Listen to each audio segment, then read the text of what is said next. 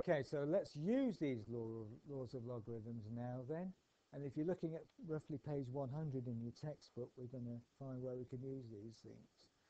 Earlier on in this chapter on logarithms, there are questions similar to the ones you just tried on the laws of indices, where you combine these laws of logarithms and stuff like that algebraically. But I want to leave that for now and look at the use of these things to solve problems like this. So this is one of the work problems around about that page number.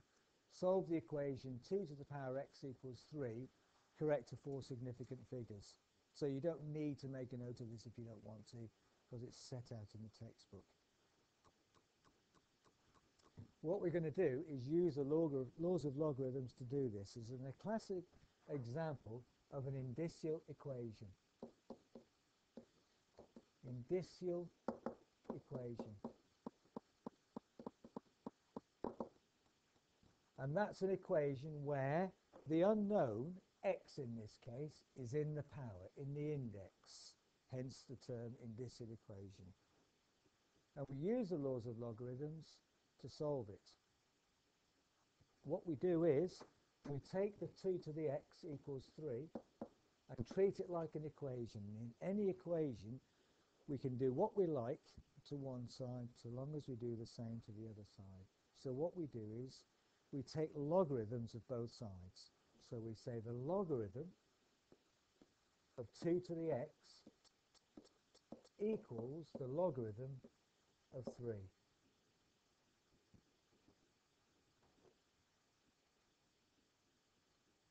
And then we use that law of logarithms, the third law of logarithms that we wrote down, which says that if I've got logarithm of a raised to the power n, this n comes down and becomes a multiplier. This third law of logarithms here is the key one that we use all the time, really.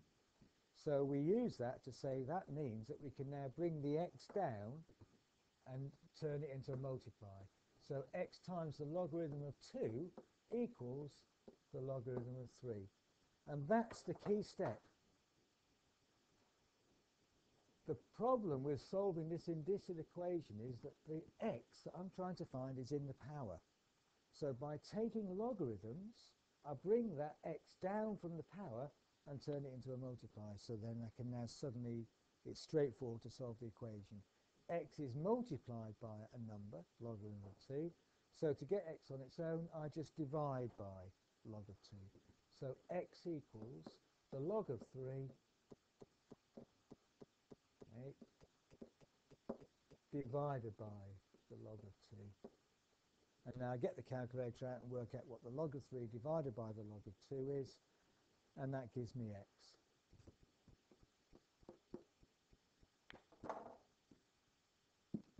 So x turns out to be 1.585.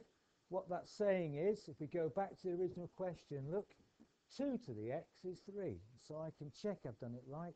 If I work out what 2 to the power 1.585 is, I should find that equals 3. So I can do a check to make sure I've done it correctly. What we've done is we've found the power of x, a power of 2 rather, that gives us 3. Let's look at another example.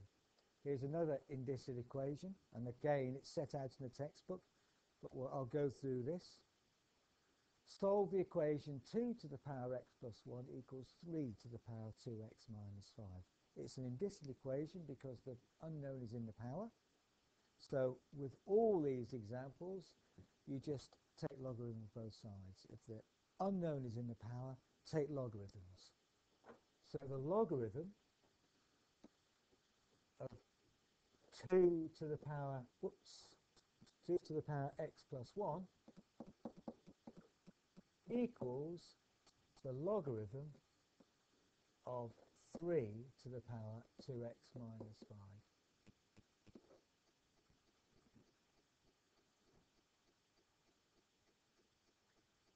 The same law of logarithms applies.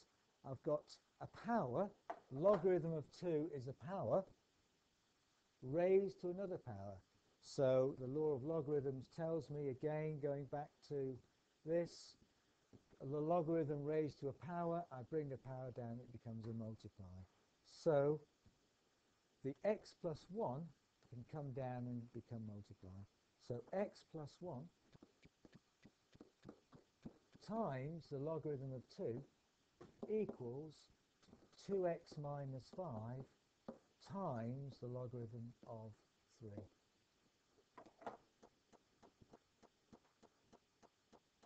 And now we've just got to solve the equation to find x. I would suggest that you don't multiply out the brackets at this stage, because the logarithm of 2 is a number and you're going to have to round that to a certain number of significant figures. So if I were to multiply out this bracket, multiplying log 2 by each of these and then log 3 by each of these, that rounding error is going to compound. So what I would do is I would probably divide both sides by log 3 to get the log 2 and log 3 together. In the end, it was just one number then. So I would divide both sides by log 3, and I get x plus 1 times log 2 over log 3 equals 2x minus 5. And then I'd probably work out what log 2 divided by log 3 is to the appropriate accuracy, and that would depend on the engineering situation that you're looking at. So hold on to about 3 or 4 significant figures at least, because don't forget these are powers, so a small change in the power makes a big difference. If you think of that as a power of 10, it doesn't need to change much to make a big difference to the number. So generally hold on to 4, 3, 4, 5 significant figures. So what is log 2 divided by log 3?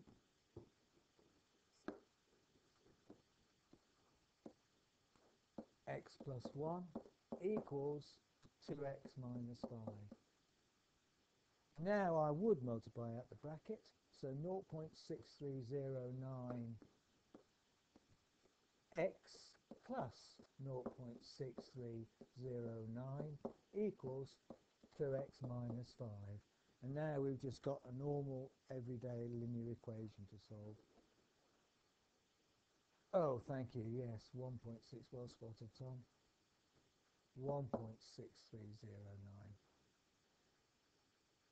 No, 0.639 times 1 is 0.6309, yeah. And so now we collect together all terms with x and all the numbers on one side. So I've got 2x on the right-hand side and only 0.6309x on the left-hand side. So subtract 0.6309x from both sides and add 5 to both sides. So I get 5.6309 equals 1 point, what will that be?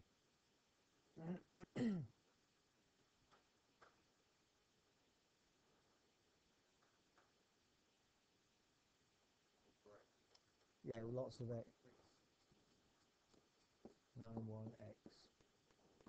So I've added 5 to both sides to bring the 5 over from the right, and I've subtracted 0.6309x from both sides.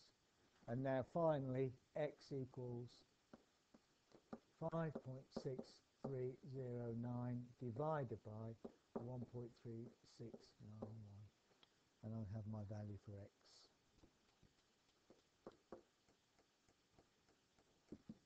So that's 4.113 to 4 significant figures. Appropriate to hang on to quite a few significant figures because it's a power. If this was an engineering situation, I was working this out, I would check it by putting that value of x back into the original equation. So I'd have x to the 4.113 plus 1, which is 5.113. I'd work out what 2 to the 5.113 is, and what 3 to the power 2 lots of that minus 5 is, and you should get the same answer. So you can check it works. So go to page 103 in the textbook now and have a look at exercise 54.